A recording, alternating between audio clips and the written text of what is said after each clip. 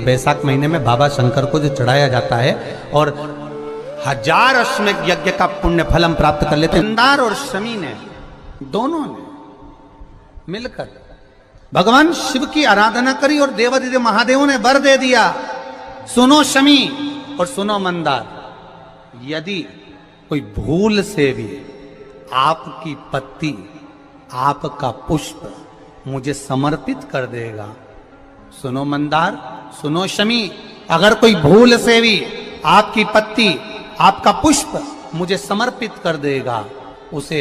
1000 अश्वमेध यज्ञ के स्नान का जो पुण्य होता है वो एक क्षण में प्राप्त हो जाए। 1000 अश्वमेध यज्ञ का पुण्य, 1000 अश्वमेध यज्ञ का पुण्य एक क्षण में प्राप्त हो। ये मंदार, ये शमी, 1000 अश्वमेध यज्ञ का पुण्य एक साथ। शमी की पत्ती देखिए आप लोगों ने, जम के तो बोले जरा, देखिए मंदार पुष्प भी देखा हुआ है। अब शमी की जो पत्ती होती है,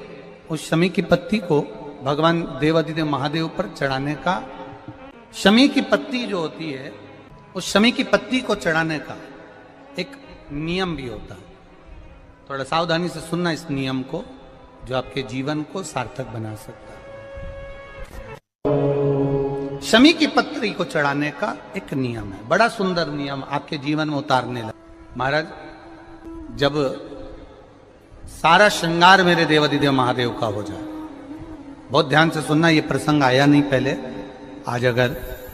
कुबेरेश्वर बाबा की पावन धरा पर यह प्रसंग निकला है तो उसको ध्यान से सुनिए। पत्ती,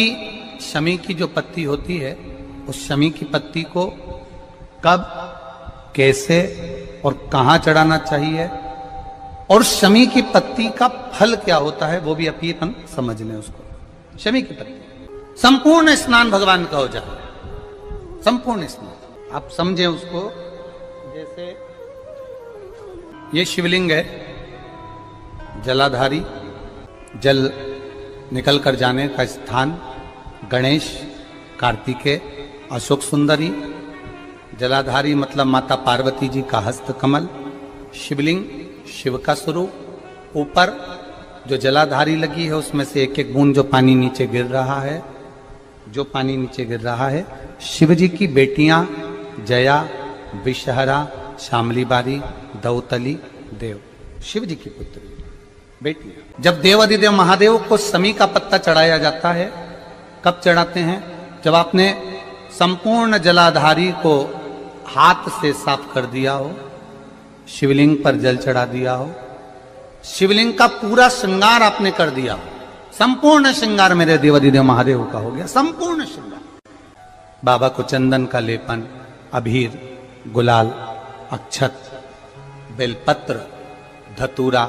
जो भी तुम्हें चढ़ाना है सब कुछ तुमने चढ़ा दिया, सारा श्रृंगार मेरे देवादिदेव महादेव का हो गया।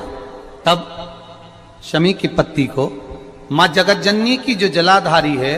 उस पर मात्र स्पर्श कराकर शिव के शिवलिंग पर आखिरी में समर्पित कर देना चाहिए, जिससे हमारी मन की जो कामना है वह मां जगतजननी देवादिदेव महादेव से उनके कानों में श्रवण कर। शमी पत्र का एक बात और स्मरण में रहे, शमी पत्र की बहुत एक बात और अपने स्मरण में लीजिएगा। शमी पत्र की जैसे शिवलिंग, जलाधारी और स्थान, जब बहुत ज्यादा मात्रा में दरिद्रता होती है, बहुत ज्यादा मात्रा में बहुत कष्टमय जीवन, जब तुम्हारी चित्तवृत्ति में आए, जब तुम्हारे मन में आए, धन भी नहीं है, पैसा भी नहीं है, बहुत दरिद्रता का जीवन है, बहुत दुखी जीवन है, तब बेलपत्र और शमी पत्र का प्रयोग जरूर करके देखना। प्रैक्टिकल करने में कुछ नहीं जाता, प्रैक्टिकल करने में क्या जाता है, करके देखना। उस समय पर वो कहते हैं ना कि कोई कहने वाला कह दे कि महाराज जी, वो एक महाराज प्रवचन दे रहे थे और प्रवचन में देते देते देते देते किसी ने, महाराज जी प्रवचन दे रहे थे कि मदिरा का पान नहीं करना चाहिए, नहीं पीना चाहिए, गलत है, नाली में पड़ा होता है, व्यसन में पड़ा होता है, ऐसा पान ना करो। एक महाराज का पेचेन वाला खड़ा हो गया, उसने खड़े होकर कह दिया, ओ महाराज तुम इतनी बड़ी बड़ी बात कर रहे हो, तुम्हारा सगा भाई तो पी के नाली में पड़ा, गटर में पड़ा, महाराज जी को क्रोध नहीं आया, समझ थी। महाराज जी ने कहा भैया देख, मैं भी प्रवचन दे रहा हूं, मेरा भाई भी प्रवचन दे रहा है, मैं मुंह से समझा रहा हूं कि पीकर लोग नाली में गिरते हैं, गटर में गिरते हैं, मेरा भाई प्रैक्टिकल करके दिखा रहा है कि मत पिया। प्रैक्टिकल वाली बात है। शमी पत्र बेलपत्र का एक बार जीवन में प्रैक्टिकल कर देखना, प्रैक्टिकल करना। जैसे आपको कहा कि आपका विश्वास अगर पक्का है, भरोसा अगर दृढ़ है, और शंकर के प्रति अगर आपका विश्वास पक्का है, शंकर कह रहे हैं, मां उमा से, मां पार्वती से, मेरा महेश कह रहा है, मेरा बाबा भोलेनाथ, मेरा बाबा विश्वनाथ, मेरा त्रिकालदर्शी कैलाशी अविनाशी कह रहा है कि हे पार्वती,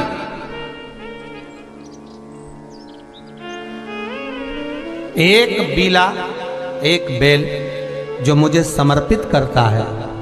और समर्पित करने के बाद उस बेल की महत्वता देखिए, जो बैसाख महीने में बाबा शंकर को जो चढ़ाया जाता है, और 1000 अश्वमेध यज्ञ का पुण्य फल हम प्राप्त कर लेते, मात्र एक फल चढ़ाकर, मात्र एक फल चढ़ाकर। हे पार्वती, संसार का मनुष्य जब मुझे वो बेलपत्र समर्पित कर, वो बेल का फल समर्पित करता है, पार्वती वो फल जो मुझे चढ़ता है,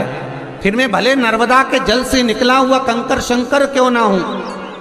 फिर चाहे मैं गंगा के जल से निकला हुआ कंकर शंकर क्यों ना हूं, चाहे फिर मैं यमुना के जल से निकला हुआ कंकर शंकर क्यों ना हूं, चाहे मैं सरयू के जल से निकला हुआ कंकर शंकर क्यों ना हूं, चाहे मंदाकिनी के जल से निकला हुआ कंकर शंकर क्यों ना हूं, ए पार्वती, फिर जो भी शिवलिंग पर वो बेल समर्पित होता है, वो बेल उठाकर जीव अपने कार्य में ले सकता है। ये माँ उमा से कह रहा है। तो उस बेल की महत्वता जानेंगे। अब अपन उस बेल को जानने के लिए वापिस स्कंद पुराण में चले, तो स्कंद पुराण में लिखा हुआ है कि जो बेल बैसाख के महीने में शंकर को चढ़ाया जाता है, वो बेल का फल उठाकर रख लिया जाता है। बैसाख के महीने में उस चढ़े हुए, बाकी के आपको बेल का फल खाना हो तो बात दूसरी, पर चढ़ा हुआ जो बेल का फल है वो पूरा बैसाख नहीं खाना। बैसाख के बाद में अगला जो महीना आए, उस महीने के अंदर उस फल के अंदर का गुर्दा निकालकर उसको सुखा लीजिए, और सुखाकर जिस व्यक्ति को पथरी की बीमारी हो और जिस व्यक्ति को पेट में बहुत भोजन पचता ही नहीं है, पूरा शरीर पाचन क्रिया बेकार हो गई, उस व्यक्ति को केवल 7 दिन तक शंकर पर चढ़ा हुआ वो बेलपत्र प्रदान कर दीजिए, पथरी भी बाहर और पाचन क्रिया भी ठीक, जिंदगी भर तकलीफ नहीं। उस बैसाख में उस फल की इतनी महत्वता बाबा भोलेनाथ स्कंद पुराण, लिंग पुराण, नर्मदा पुराण, पद्म पुराण के अंतर्गत, शिव महापुराण के अंतर्गत वर्णन कर, उसकी महत्वता है। वो बेल का फल साधारण नहीं हो सकता। अब मंदार का जो पुष्प होता है, आंकड़े का जो फूल होता है, एक सफेद कलर का भी होता है और एक गुलाबी कलर का भी होता है। देखा है आप लोगों ने? बोलो, जम के बोलो, देखा है ना? गुलाबी कलर का जो पुष्प होता है, वो आप मंदार का, आंकड़े का जो गुलाबी कलर का पुष्प होता है, आप टीवी पे देख रहे होंगे, एक सफेद देख रहे होंगे, एक मंदार का गुलाबी फूल, नीला कलर का फूल देख रहे होंगे।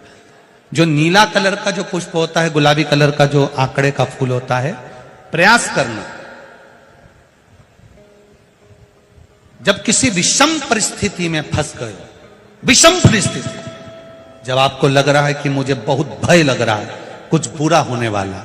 आपको लग रहा है आज मेरी उल्टी आंख बहुत फड़क रही है, कुछ गड़बड़ होने वाला है, आपको लग रहा है मेरी सीधी आंख फड़क रही, कुछ गड़बड़ होने वाला है, तब केवल वो नीला जो गुलाबी पुष्प है मंदार का, उसको कहीं से लाकर शिवालय में अशोक सुंदरी वाली जगह पर स्पर्श कर कर शिवलिंग पर आप चढ़ा दीजिए। आपकी विषम परिस्थिति कैसी भी होगी, वो रास्ता बनाकर बाहर निकल जाएगी, आपको फंसना नहीं, परेशान नहीं। मंदार आंकड़ा, सफेद आंकड़े का पुष्प भी भगवान शिव को समर्पित होकर, जैसे